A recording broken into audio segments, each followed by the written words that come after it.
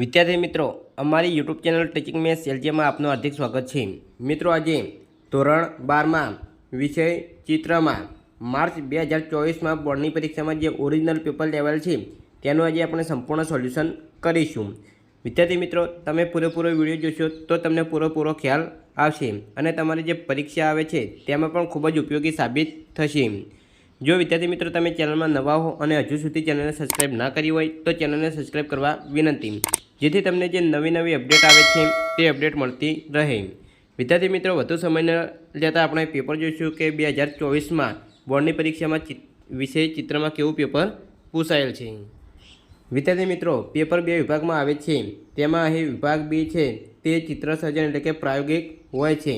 હવે વિદ્યાર્થી મિત્રો, આ રીતે વિભાગ બીમાં પ્રશ્નો 70 ગુણમાં પૂછાયા છે, તો આ રીતે તમારે ચિત્ર દોરવાના હોય છે।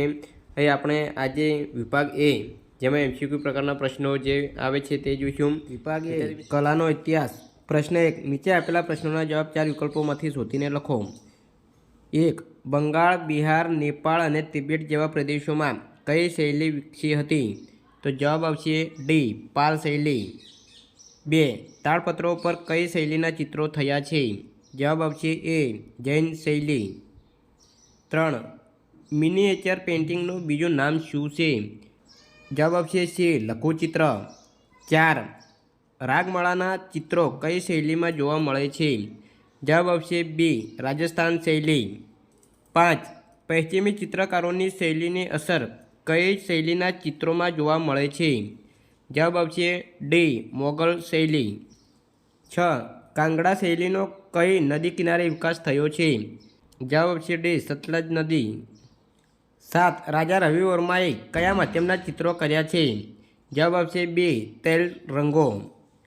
વિભાગ 2, પ્રશ્ન 2, નીચે આપેલા પ્રશ્નોના સામે સાચો જવાબ શોધીને લખો। 1. કોણાર્કના સૂર્ય મંદિરની પ્રતિમાઓમાં કઈ શૈલીની અસર વર્તાય છે? જવાબ આવશે સી, ઓરિસ્સાની શૈલી।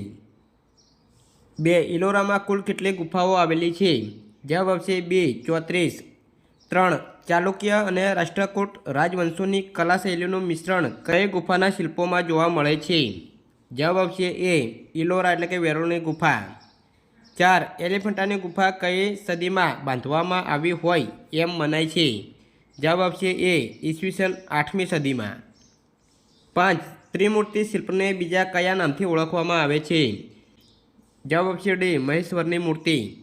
6. ગંગાવતરણનું શિલ્પ કયા શિલ્પ સ્થાપત્ય કલાનો નમૂનો છે? જવાબ આવશે સી, મહાબલીપુરમ સ્થાપત્ય કલા। 7. અર્વાચીન કાળમાં વાસ્તવિક ચિત્રકલાની અસર કેમ ઓછી થવા માંડી? જવાબ આવશે બી, કેમેરાની શોધ થવાથી। વિભાગ સી, પ્રશ્ન 3, નીચે આપેલા જોડકામાં અ વિભાગ અને બ વિભાગના બંધ બેસતા સાચા જોડકાના જવાબ લખો। અહીં અ વિભાગ આપેલો છે અને બ વિભાગ। લીથીનો અર્થ પથ્થર થાય એટલે અહીં ઈ આપેલ છે, તો જવાબમાં અહીં એકની સામે ઈ લખવાનો રહેશે। વાસ્તવિક આકારોનો ભ્રમપાસ, તો જવાબ આવશે એ, 3Dના ચિત્રોમાં થાય છે, તો એ બીજાની 2 નંબરની સામે એ લખીશું। 3. ઇન્સ્ટોલેશનમાં, તો જવાબ આવશે અહીં ડી નંબરનું જે આધુનિક કલાની અસર થાય છે, ડી નંબર આવશે એટલે 3ની સામે ડી લખીશું। અને ચોથામાં આપેલું છે કે આજની તાતી જરૂરિયાત, તો જવાબ આવશે બી, અહીં સ્માર્ટ વર્ક થાય એટલે અહીં 4ની સામે બી લખીશું। આ રીતે જોડકા જોડવાના છે। વિભાગ ડી, પ્રશ્ન 4, નીચે આપેલા પ્રશ્નોના જવાબ એક વાક્યમાં લખો। તેમાં 1. લિયોનાર્દો દ વિન્ચી એ ચિત્રકલાનું જ્ઞાન કોની પાસેથી લીધું હતું? જવાબ આવશે કુશળ શિલ્પી વેરોકિયો પાસેથી। 2. મનુષ્ય દેહનો સૂક્ષ્મ અભ્યાસ કયા કલાકારના ચિત્રોમાં જોવા મળે છે? તો જવાબ આવશે માઇકલ એન્જેલોના। 3. શ્રી રફાયેલાના ચિત્રોની ખાસિયત કઈ હતી? જવાબ, સામાન્ય જનજીવન આધારિત ચિત્રો તેમના ચિત્રોની। પર્સ્પેક્ટિવ યથાદર્શન કયા કલાકારના ચિત્રોમાં જોવા મળે છે? તો જવાબ આવશે પોલ સેઝા। 5. શ્રી વિન્સેન્ટ વાન ગોધનો જન્મ ક્યાં થયો હતો? જવાબ આવશે હોલેન્ડમાં 30 માર્ચ 1853માં પાદરી કુટુંબમાં થયો હતો। 6. ગુનિકા નામનું ચિત્ર કયા કલાકારનું છે? જવાબ આવશે શ્રી પાબ્લો પિકાસો। વિભાગ એ પ્રશ્ન 5 નીચે આપેલા 5 પ્રશ્નોમાંથી કોઈપણ 3 પ્રશ્નોનો જવાબ 2-3 વાક્યમાં લખો. 1. શ્રી તૈયબ મહેતાએ ઈસવીસન 1970માં કઈ ફિલ્મ બનાવી અને તેને કયો એવોર્ડ મળ્યો? જવાબ: કુંડલને ફિલ્મફેર એવોર્ડ મળ્યો હતો. 2. શ્રી હિંમત શાહનો જન્મ ક્યાં થયો હતો? તેમના ચિત્રોનું માધ્યમ કયું હતું? જવાબ: તેમનો જન્મ ગુજરાતમાં આવેલા કચ્છમાં લોથલ મુકામે થયો હતો. તેમના ચિત્રોનું માધ્યમ ટેરાકોટા હતું. 3. શ્રી ભૂપેન ખખ્ખરના કયા 2 રચનાત્મક ચિત્રો પ્રખ્યાત છે? જવાબ છે તમે બધાને ખુશ ન કરી શકો અને ગુરુ જયંતિની ઉજવણી. 4. આધુનિક ભારતના સ્ત્રી કલાકાર કયા છે? તેઓનો જન્મ ક્યાં થયો હતો?